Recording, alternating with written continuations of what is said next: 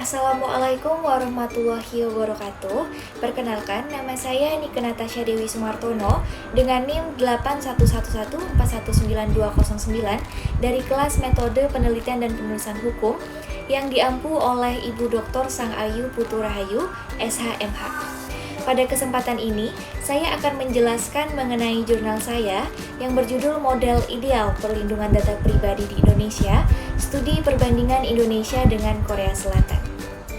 Era digital merupakan era yang identik dengan perkembangan teknologi, informasi, dan komunikasi. Perkembangan ini pun membawa perubahan dengan membuat pola hidup masyarakat lebih terintegrasi secara global.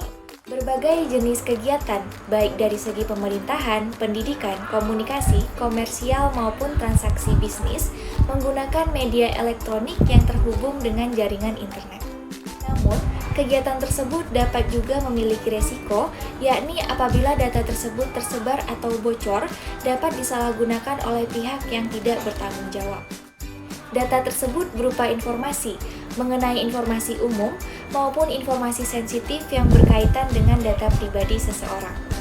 Kegiatan pengumpulan dan pengolahan data pribadi dalam implementasinya seringkali terjadi penyalahgunaan data seperti penjualan data, tujuan pemasaran, penelitian, dan juga pemantauan. Saat ini di tahun 2021, masalah terkait penyalahgunaan data pun masih terjadi di Indonesia, yakni dugaan kebocoran data 279 juta penduduk Indonesia yang diperjualbelikan di forum Peretas Right Forum. Menurut Yeri Niko Borang, seorang pemerhati keamanan cyber, data yang dibocorkan merupakan nama hingga gaji. Dugaan kebocoran data pribadi tersebut menimbulkan keresahan di kalangan masyarakat Indonesia karena menyangkut informasi sensitif atau pribadi yang sifatnya permanen dan melekat pada diri seseorang. Saat ini, Indonesia belum memiliki undang-undang yang secara komprehensif menjadi payung hukum dalam perlindungan data pribadi.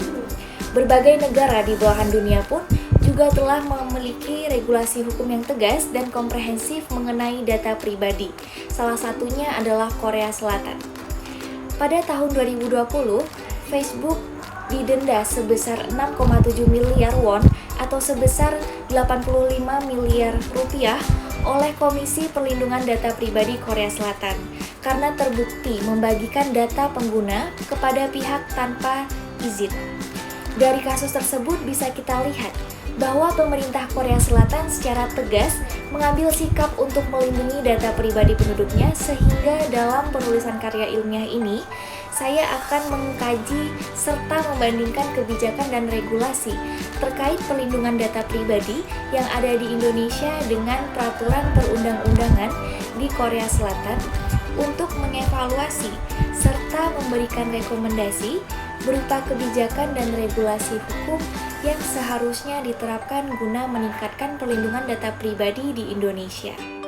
Setidaknya terdapat 30 ketentuan peraturan perundang-undangan yang mengatur kewajiban untuk memberikan data pribadi di Indonesia. Pernyataan ini berdasarkan dari penelitian yang dilakukan oleh Lembaga Studi dan Advokasi Masyarakat. Dalam Konstitusi Indonesia, yakni Pasal 28G Ayat 1 Undang-Undang Dasar 1945 secara implisit menjadi landasan dari perlindungan data pribadi.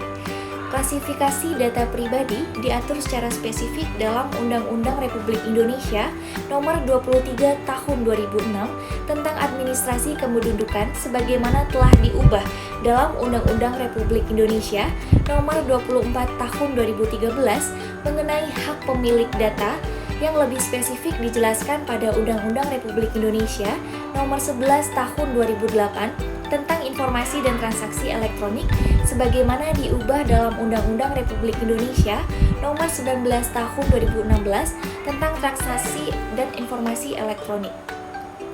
Pada dasarnya, Undang-Undang ITE tidak mengatur mengenai definisi dari data pribadi itu sendiri. Terminologi data pribadi dapat kita temukan dalam peraturan yang ada di bawahnya, yakni Peraturan Menteri Komunikasi Nomor 18 Tahun 2012 tentang penyelenggaraan sistem dan transaksi elektronik, serta Peraturan Menteri Komunikasi dan Informatika Nomor 20 Tahun 2016 tentang perlindungan data pribadi dalam sistem elektronik. Perlindungan data pribadi dalam hal ini pemenuhan hak terkait privasi tidak cukup hanya dilindungi dengan peraturan menteri saja, sebab peraturan menteri tidak dapat menangani kegiatan pertukaran data yang legal. Negara seperti Inggris salah satunya tidak akan memberikan akses terhadap negara lain apabila tidak ada undang-undang yang secara komprehensif mengatur mengenai perlindungan data pribadi. Berbeda dengan peraturan mengenai perlindungan data pribadi di Korea Selatan, telah terdapat regulasi yang menjadi payung hukum bagi negara Korea Selatan, yakni Personal Information Protection Act atau yang bisa kita singkat sebagai PIPA. Asas atau prinsip terkait perlindungan data pribadi tersebut terdapat dalam pasal 3 PIPA, yakni keabsahan, keadilan, dan transparansi minimasi data, akurasi, dan batas penyimpanan. Lebih lanjut, pada pasal 32 ayat 1 PIPA menjelaskan mengenai pilihan dan persetujuan, integritas dan kerahasiaan, serta tanggung jawab. Mekanisme pengolahan data pribadi di Korea Selatan harus melalui kesepakatan dari pihak yang ingin dikelola datanya. Mekanisme ini termaktub dalam pasal 3 dan 4, yang mana setiap kali Personal Information Processor diharuskan memberikan keterangan secara rinci dan eksplisit mengenai tujuan serta kegunaan dalam mengolah data tersebut. Dijelaskan lebih lanjut, persetujuan dari data subjek merupakan syarat utama dari pengolahan data pribadi yang termaktub dalam pasal 15 PIPA, sehingga apabila data subjek tidak menyetujui pengolahan data terkait, maka pengolahan data tersebut tidak bisa ditindaklanjuti. Selain itu, hingga saat ini, perlindungan data pribadi di Indonesia masih menganut pemodelan perlindungan data pribadi di bawah naungan kementerian, yakni Kementerian Komunikasi dan Informatika atau bisa disingkat sebagai Kemenkominfo. Berbeda dengan Korea Selatan yang menganut pemodelan penciptaan Otoritas Pengawasan Perlindungan Data Pribadi Independen bernama Personal Information Protection Commission atau bisa disingkat sebagai PIPC atau dikenal sebagai Komisi Perlindungan Informasi Pribadi, yang mana PIPC memiliki kewenangan langsung di bawah Presiden sehingga wewenangnya bersifat independen. Wewenang dan fungsi dari PIPC ini termaktub dalam pasal 8 PIPA yang sangat spesifik membahas mengenai implementasi perlindungan data, perbaikan kebijakan dan sistem terkait perlindungan data, koordinasi posisi dengan lembaga publik, interpretasi serta operasi hukum dalam peraturan perundang-undangan terkait, penggunaan dan penyediaan informasi data pribadi, pengelolaan data dan penghapusan data pribadi atas persetujuan pihak terkait, rekomendasi dan tindakan atas perlindungan data, agenda tahunan dalam melaporkan data pribadi, serta pertemuan oleh Presiden, Ketua Komisi, serta beberapa komisioner terkait perlindungan data pribadi yang mana apabila diperlukan dapat dilaksanakannya musyawarah, sehingga bahwa di Indonesia pengaturan mengenai perlindungan data pribadi tersebar di berbagai ketentuan hukum dan belum ada peraturan perundang-undangan yang secara komprehensif mengatur mengenai perlindungan data pribadi. Padahal hal ini telah disinggung dalam Konstitusi Indonesia, yakni pasal 28G ayat 1 Undang-Undang Dasar 1945 secara implisit menjadi landasan dari perlindungan data pribadi. Namun, peraturan mengenai perlindungan data pribadi di Indonesia masih tersebar di berbagai peraturan sehingga belum ada payung hukum yang secara komprehensif mengatur tentang perlindungan data pribadi. Salah satu negara yang memiliki aturan yang secara khusus mengatur perlindungan data pribadi adalah Korea Selatan berupa PIPA.